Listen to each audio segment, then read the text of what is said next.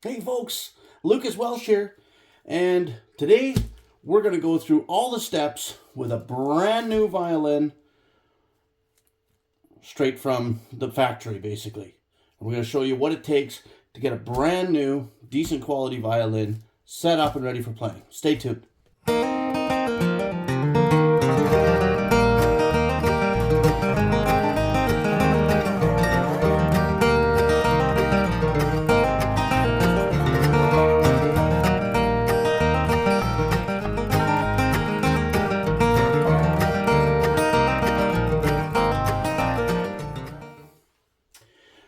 All right, my fine furry friends, what we have here is an Eastman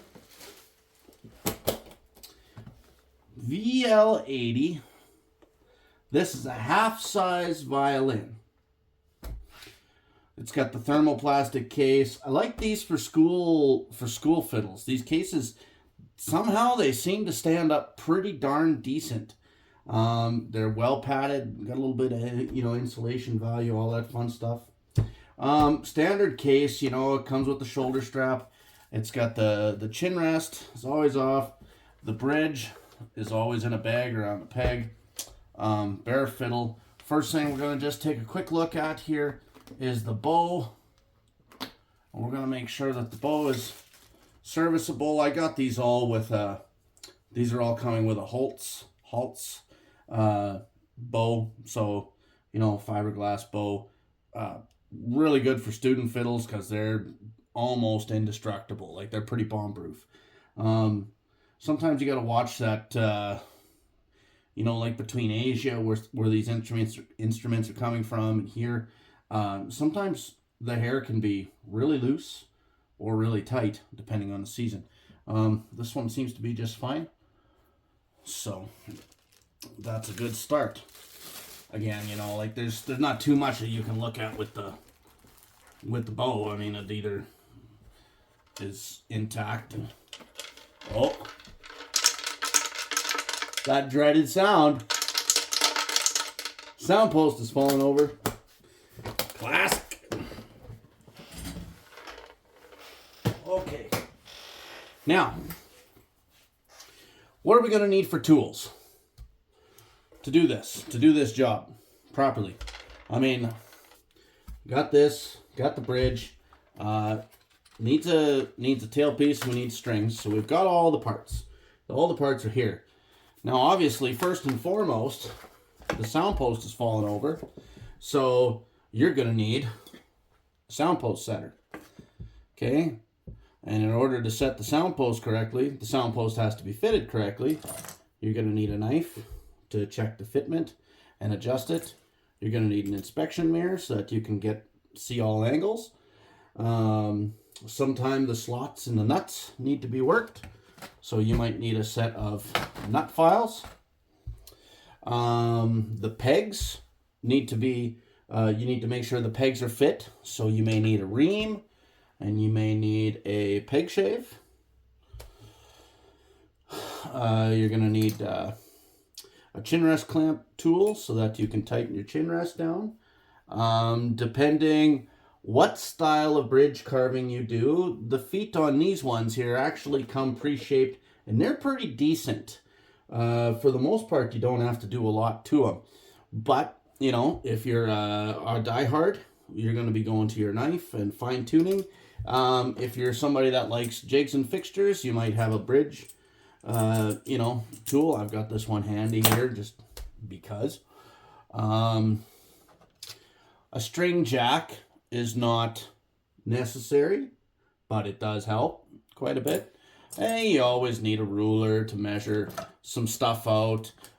We have to shape the bridge, so you're going to need, a template for shaping the bridge.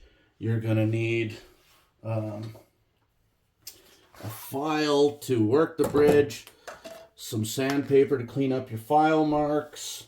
You're going to have to make your slots on the bridge, so whether you do that with a set of dividers for measuring or whether you have a bridge gauge like this where you can just gauge it to the right size and make your things. on these instruments, it works great. A light is always helpful because, especially when you're looking inside to make sure that the sound post is in the right spot, you need to get a light in there and then hold it, look through the end pin, get your inspection mirror down in there, check all the doodads out. And if you're getting older and more codependent, you might need some magnification. And that'll do you a basic setup. There's,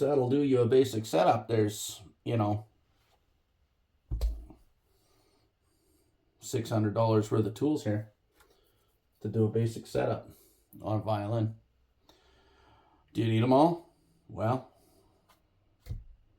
I don't know. I think about setting up a violin, and if I don't have to touch the pegs, then okay. That's the big expenditure here. These peg shaves and the reamers are costly. Okay? Regardless, let's get into it a little bit here. So, kind of the first thing I'm going to do is I want to check these pegs. And I want to see. They're usually not too bad. But, they've never been really worked. So I want to make sure that those pegs are adjusted properly and are going to work. And I don't think there's going to be any problem with this particular set of pegs.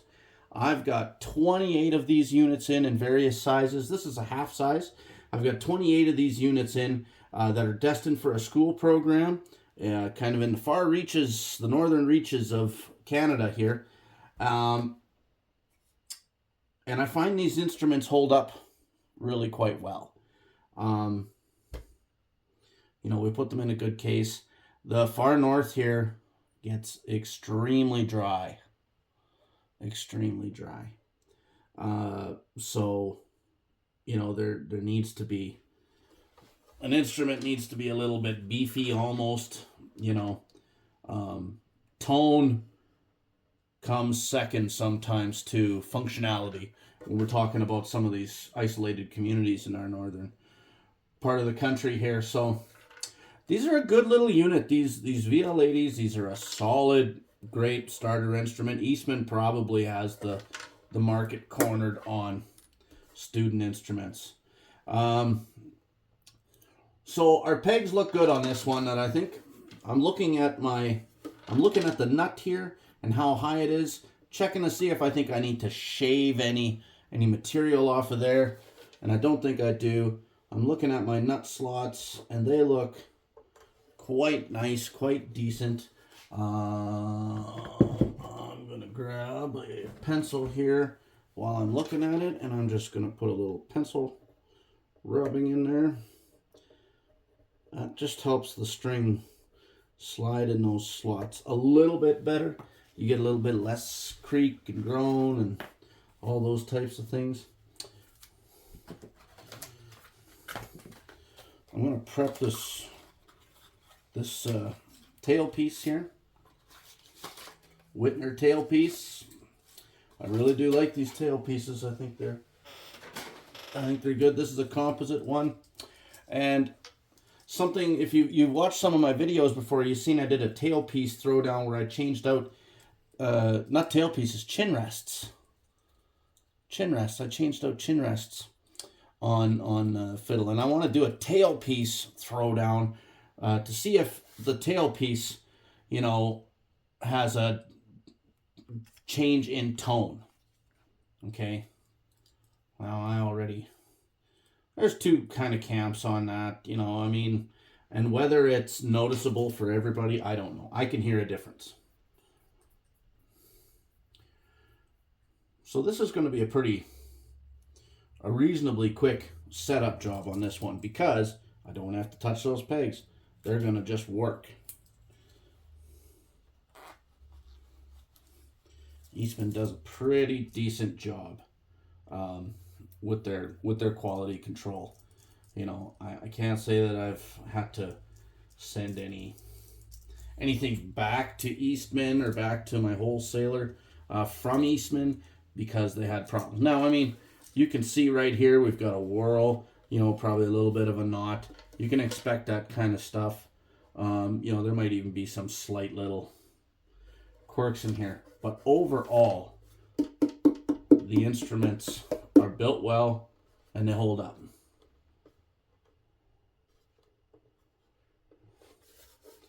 Just looking around, giving it a quick one over. My tailpiece is ready. My end pin. I always want to check the fit to the end pin. And it's good. It's tight enough. That's for sure. I went and pushed it in. If you're going to take an end pin out, pair of needle nose pliers. Just grab it and lever against the saddle because that's your ebony. It doesn't take much. Okay? Unless it's glued in.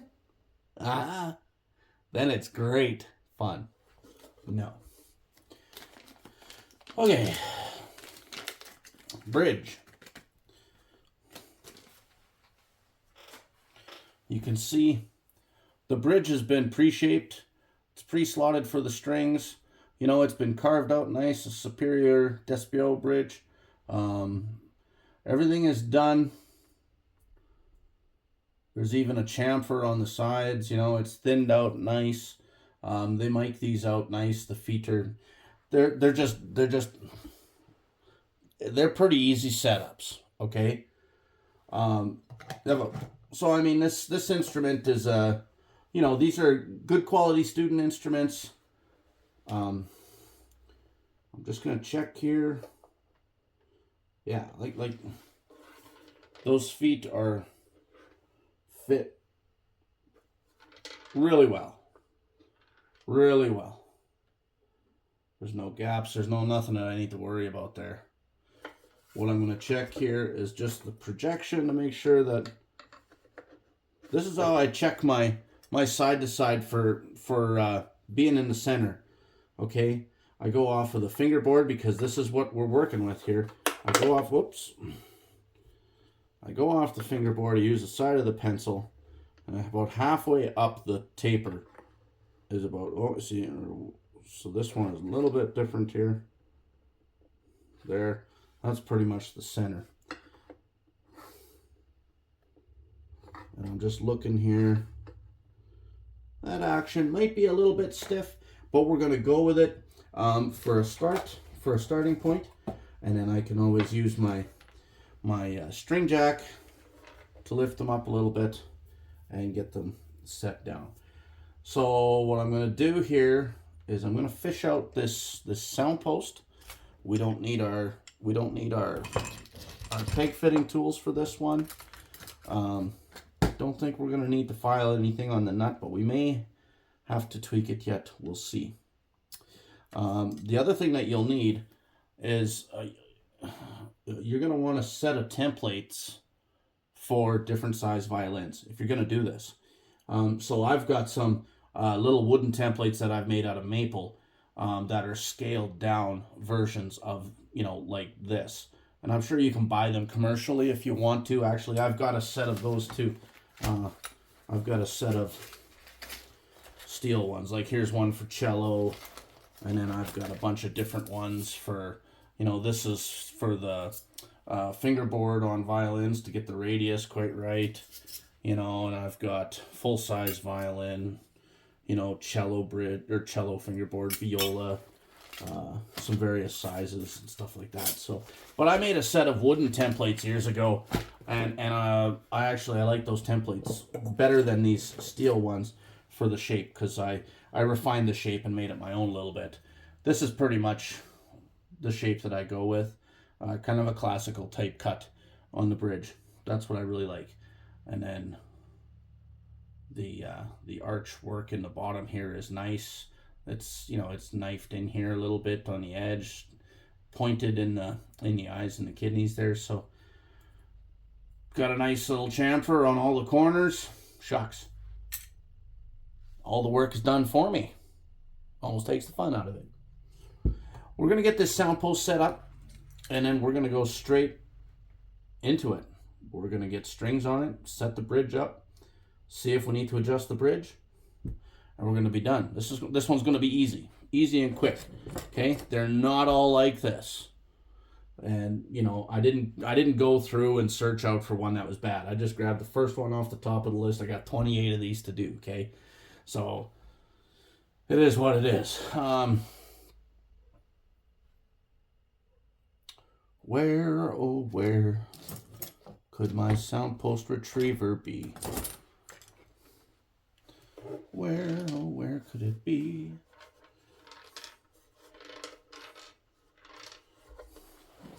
It's going to be a fairly important part of this procedure here.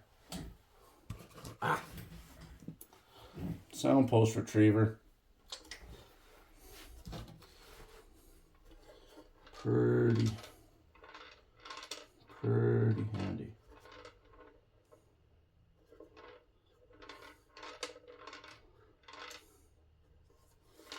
Now, if you're going to try and get a Soundpost out, okay, where are you? I haven't seen you yet.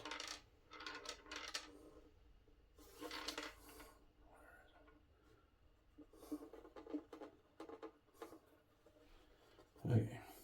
So if you've got a Soundpost retriever, then great. You know, you just get it to the middle, lean it to one side, and you kind of reach in there, and you poke down on it, pull your Soundpost up, and away you go. If you don't have a retriever, then you got to get it to the middle, and kind of like getting a guitar pick out, you got to flip it over and work it to an F hole, and then get in there with, you know, a curved little point and pick the end down and go. Okay? Now, because I've grown fairly reliant on magnification over the last few years, I'm just going to check this. I see I've got a tip here that I don't like. I'm going to nip that off.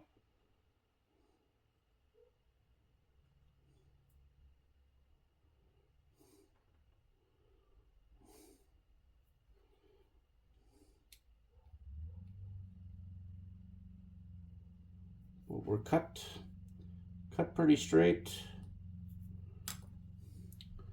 So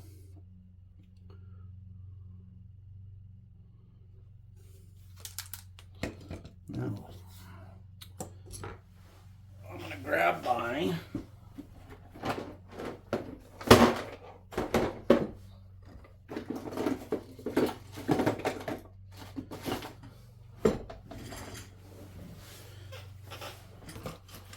in here.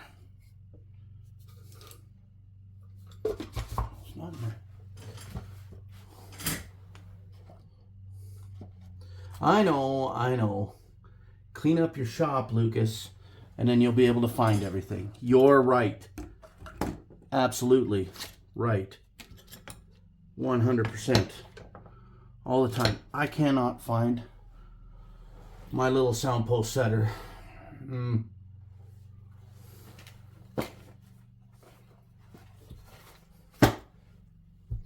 That's totally bizarre. Totally bizarre. I must have taken it with me somewhere. I didn't make it back into my shop. Okay, well, we're going to attempt this with way too big of a Soundpost setter. I got a video coming up on setting Soundposts in every way conceivable. So watch for that one coming up. We ain't going to use no Soundpost setter for that video. We're going to see if we can do it. Okay, we're going to see if I can do this with a full-size Soundpost setter. I will be able to. Okay, you got to fish it in, get it kind of to the center, push down, and pull that top back to you into place. Okay, now got a light on the F hole. I look down and I can see it's sitting like at an angle. So I'm gonna gently bring that top over. I'm looking, we're getting close. I'm not gonna bring the top over anymore. I'm actually gonna kick the bottom back a little bit. Oh, I probably went just a smidge too far. And then I'm gonna go from the other side. I'm gonna just work that back. And for a start, I just want that sound post straight and straight. So front to back straight, side to side straight. We're straight. I'm going to go in here. I'm going to measure to the sound, to the tone bar or the bass bar. 16 mils to the inside line of my F hole. And I just want to be in the ballpark there. I'm at 15. So that means my sound post is a little tickle further out than, you know, that's in the ballpark. That's a fine place to start. That's just fine. It went there pretty easy, so life is good. Okay, we're straight up and down. End pin is in and seated. Life is good. Your end pin has to fit solid. Any piece on a violin has to be solid. Your end pin is a part of the whole vibration of the instrument. Okay? It doesn't matter. So it has to be solid.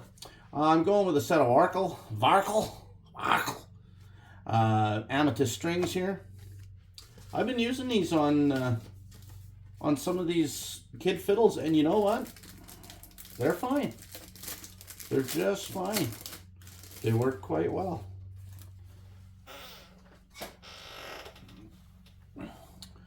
What you can do here, if you've got, I don't have. The one thing you want to make sure before you start this process is that the ball end of your string is going to go into these slots on the tailpiece. Because if it doesn't just want to go, you've got an opportunity here on a composite one to go with a knife and just take a sliver off. Okay? And on some of them you have to do that. Okay? Now, I'm going to take a rubber band. I'm going to put it on there. A little padding so that the strings aren't on there. And now my tailpiece isn't going anywhere. Sure, it's an extra step. No, you don't need to do it. I despise struggling with tailpieces. Okay, now I've went and pushed these in, boy. These have some... I don't think any of these had any peg lube on them. And that's these are, when they're in there, they're a little bit on the tight side, which is okay because things are going to kind of settle in and loosen up a little bit here. But we're gonna just give these a little, just a little bit.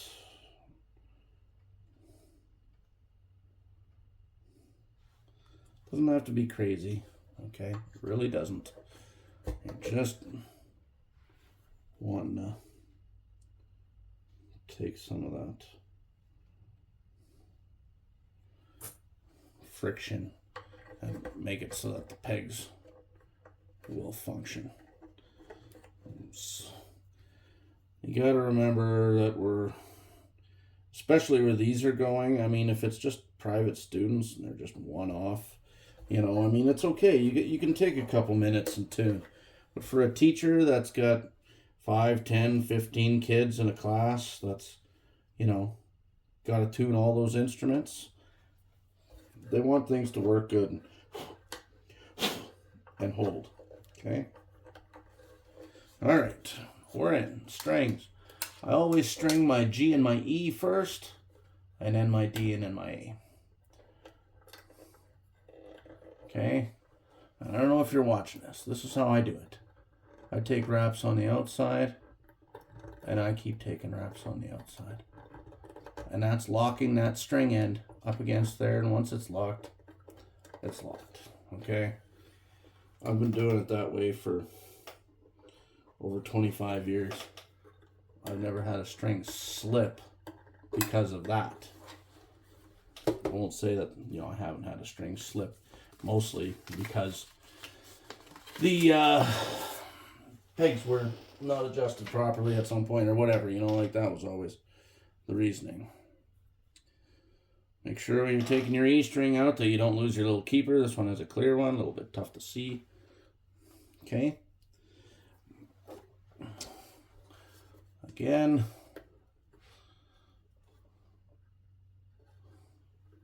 Peg through.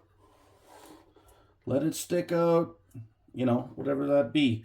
Maybe that's 3/8 of an inch, ½ inch, 7/16. Okay. I'm keeping my wraps on that side of it, and I'm going to take one more, and that's going to lock that tail up against the side into the fine tuner pocket, and then watch how my wraps are now going to go straight to the outside. Okay? I'm going to keep all my strings as straight as I can. I don't want to see crosses in my strings and stuff like that. And now I've got nice amounts of room to get my D and my A string in there. And if I do those the same way, then I'm not going to have any strings touching each other up here or riding on each other. And that's something that can affect tuning as well. If your strings are crossing each other or riding up on one another, just, you know, they're bad examples. Let's get that bridge in there. Oh, I've got that E a little tight. A little taut. You know what? I've got marks in here, but just barely. So I'm just gonna mark them out a little bit more properly. I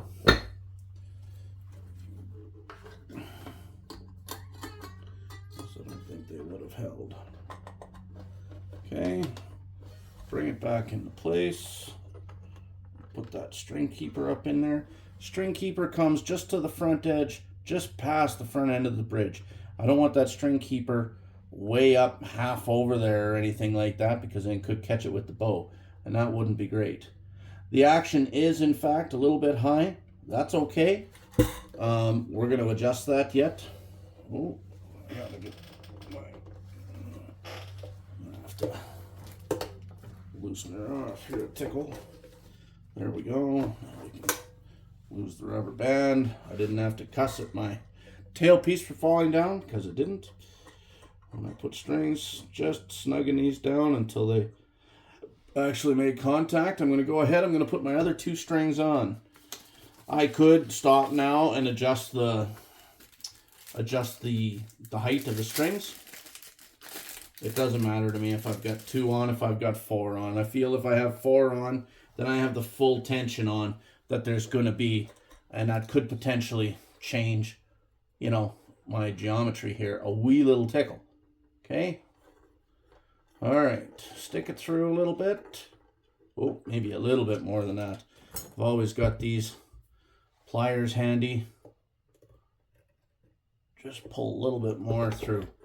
Okay, now I'm going the opposite way. Taking my wraps, I'm coming up against that string. It's now locked in place. Now I let my string go over to that peg, to the wall of that peg side. Hook it in, put a little tension. See how my strings are all lining up. Pretty nice. I mean, this one's off a little bit. That's okay. We're going to do the A string now.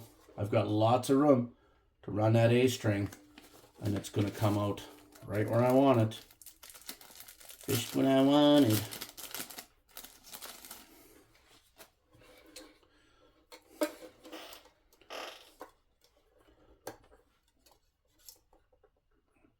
Sometimes up in this A string, you have to pull the tail. Oh, I got lots there. Okay, wrap, keep it on the one side. I'm gonna take one more to really lock it down in there. I might have to back it off a little touch here just to, no, perfect. Look at how my strings are all running basically straight. Okay? That's how I like to see strings. No crisscrossy. Nothing is running over top of another string. I'm not like, even with my A string here, I'm not over the winds of the D string. You know, the D string overlapped a little bit here on the E, but there's enough clearance height-wise that it's not actually making contact. So it's good. Now, if we're going to take a look here, where's my little measure? I'm just going to go right off the end here. 7 mils and 5 mils. Way too tall. Okay, on the side of this little Herdem gauge here, it's got 5.5 and 4 and 3.5 and 2.5. Okay, so like loads of room. Here's where the string jack comes in handy. Is it necessary? Absolutely not. You can just loosen off, you know, maybe if you're worried about it, put something under here, you know, loosen your strings off, lower your bridge, okay? The string jack just makes it so that you don't have to do that. You can just pick those strings off, pull the bridge out.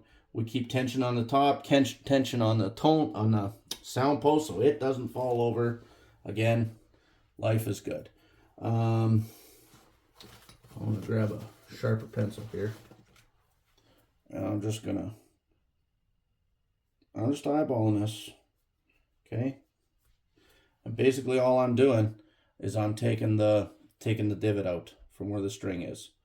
That's all I'm going to do. And I'm going to do that with a chisel. Let me bring you in. Let me show you. Sharp chisel. Okay? Hard part of the bench. But this isn't. This is just a spruce board here. Okay? I'm just going to put the bridge up against it. Alright? And I'm just going to par. I'm going to go to that. I'm going to take that line off. Is what I'm going to really shoot for here. Okay? Bridge is quartered. So you got to be super careful. Start from the peak in the middle and go to one side and then flip it over and do the same the other way. If I come from over on this side now and I start chiseling, I'm going to take it right along that grain line and snap that whole top edge off. Ask me how I know. Okay, you got to learn. So now I'm going to flip it over. I'm not too worried. I know I'm not taking much. Go into the middle, and we're just gonna take a bit, take a little. Okay. We've taken our line. We still got good shape. I'm gonna go with my file. I'm gonna just round that over a little bit.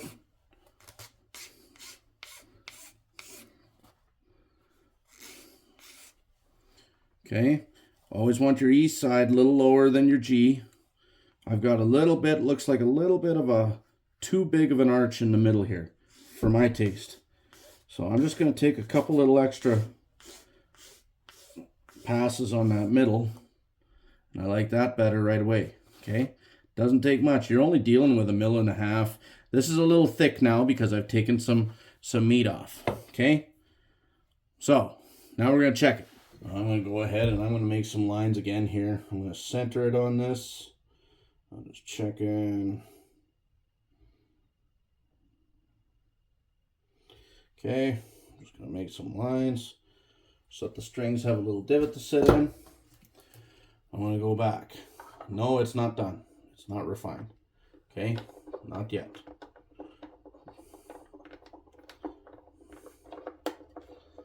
Okay, let's see here. Make sure your strings are in those divots. Let's put a little bit of tension. Not worried about full tension or anything. I'm feeling it. It's still a tickle heavy for me. It's right at like 5.5 here. The E string is a little bit high yet. We're going to be careful now. We're going to be very, very careful. Okay? Because here's the thing. Here's the rub. I'm sending these now to a remote northern location. There's a point here where if I get this too low, when it gets up there and gets cold, this is going to change. And this geometry could change, and all of a sudden, this bridge could be, the strings could be laying on the fingerboard. Okay?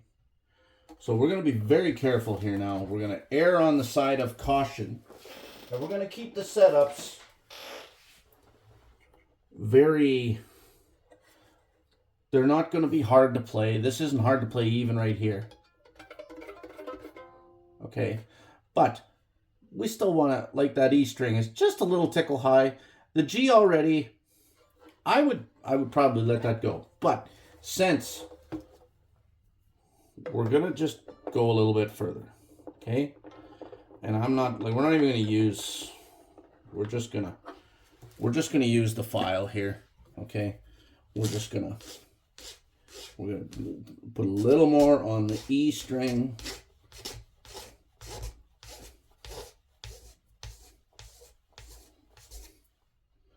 And there, my lines are basically gone. Okay.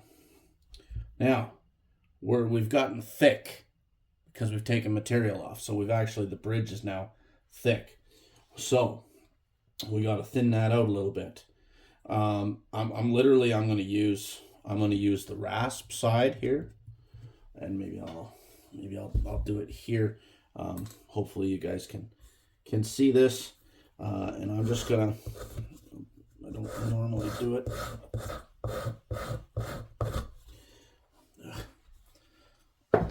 You can do this in your hand. I've done many just in my hand. Doesn't work quite as good as on a nice hard surface.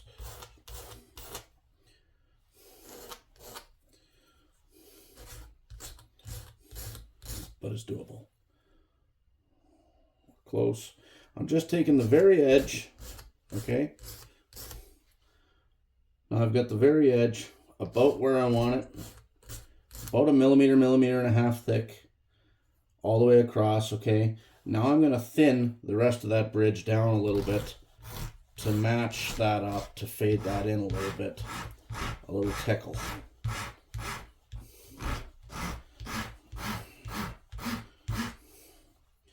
We're not getting crazy, not crazy at all. I'll just use this because that might be a little... I normally do this on my other bench, and then I don't have any of these little issues. But I'm trying to keep it all in the frame here. Okay, be careful you don't roll over with your file, because then you'll take the foot off or something silly like that. Okay. We're almost there. We're almost there.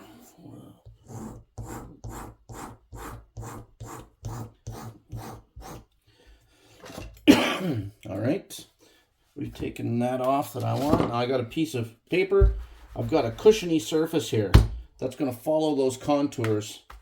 And I'm just going to clean up. If I had some really hard lines, I would go with the smooth part of my file and take them off, but I don't. So here we go. Smooth that out. And I'm going to just take a couple passes across that top so that there's no furry edge or anything like that there. And it's almost like giving it a little bit of a chamfer on the outside edges of that corner. Okay. At this point, I know I'm not doing any more.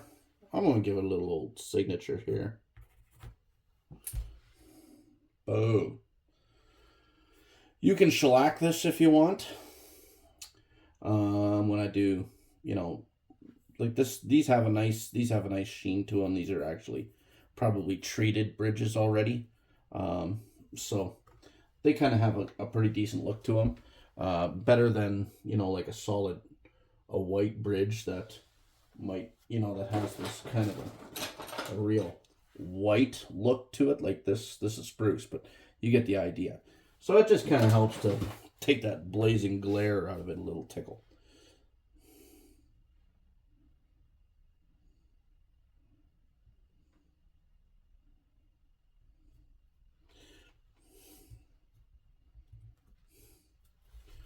There, we got a little marks in there. Remember your high side on the G. Watch that little keeper for the E string there.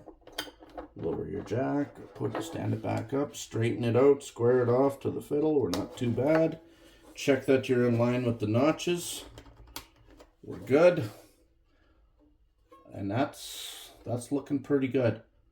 That's looking pretty good. Again, if this was a violin that I knew was staying close to me, like regionally, I'd probably go one little bit further and really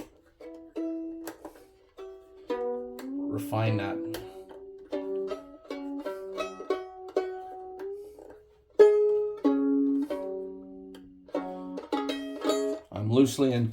I'm loosely, you know, all at the right spot. Give me a reference. I'm gonna go just a shade high. Maybe like a semitone sharp.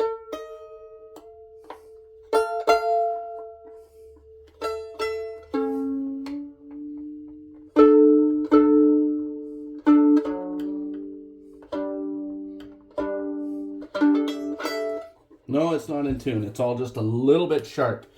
And then we're going to let that sit. That's going to stretch. It's probably different now than it was a second ago. We're going to throw this. Ew. It's almost got like a little mildew on there or something like that. I think it's maybe just dust. Yeah, it's coming off with my finger. Let's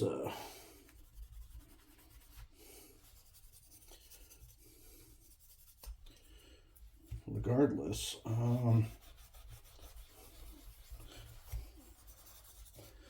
know what we're gonna do, because we can.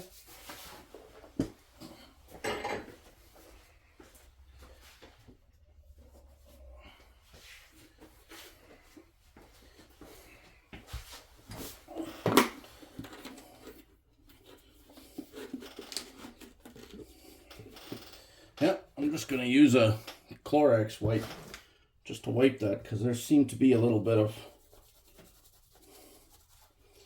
something on there, and I'm not sure if it was maybe a little mildew or mold, so we're going to wipe that off there.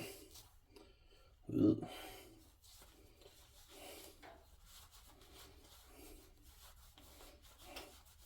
You want to be careful. I mean, I know this is ebony here, so I'm good at. Might be some stain in there, I guess. There we got some.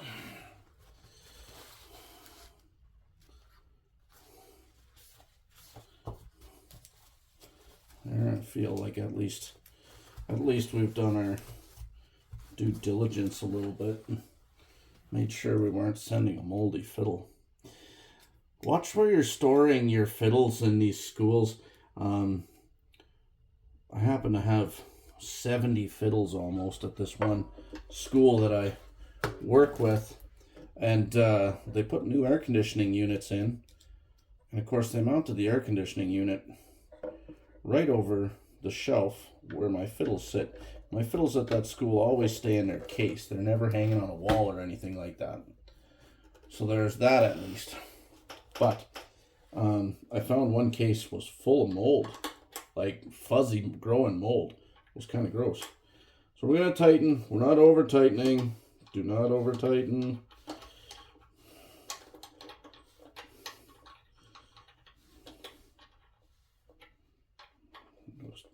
Take them up kind of at the same time. And you see it's still slipping around a little bit there. So I'm going to give them another little got in the shorts. There we go. We're locked down. That's not moving. And just like that, you got to set up fiddle.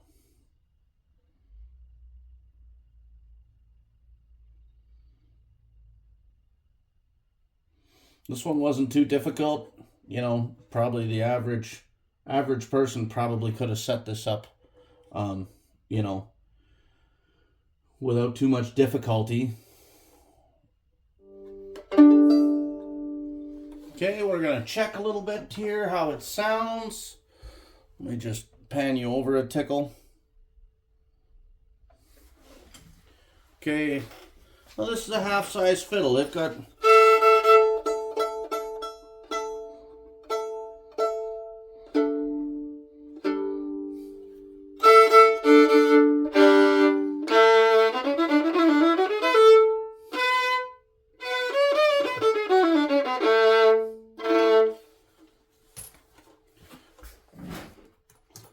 See, we're going to adjust a little bit here. We're going to load that top up a little bit more.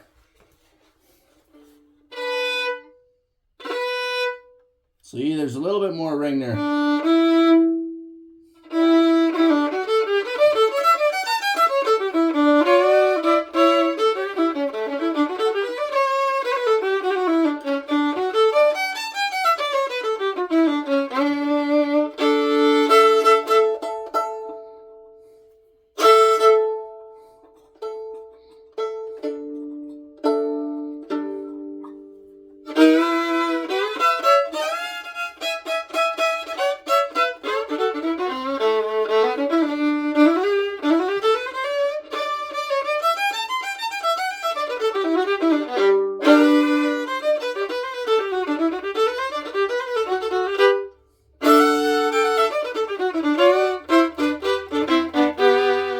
There. As far as we're going to take her, it sounds good. It plays good. Plays in tune. As far as I can tell. I mean, it's tough for me to play on some of these smaller instruments. But there you go. There's an Eastman VL80 set up start to finish. Not too big of a job. Minimal requirement for tools on this particular one. Who knows? The next one could be... need the whole works. Could need a new nut for all I know if they filed the nut down a little too far. Probably not, but it could happen. Anyway, thanks for watching. Cheers.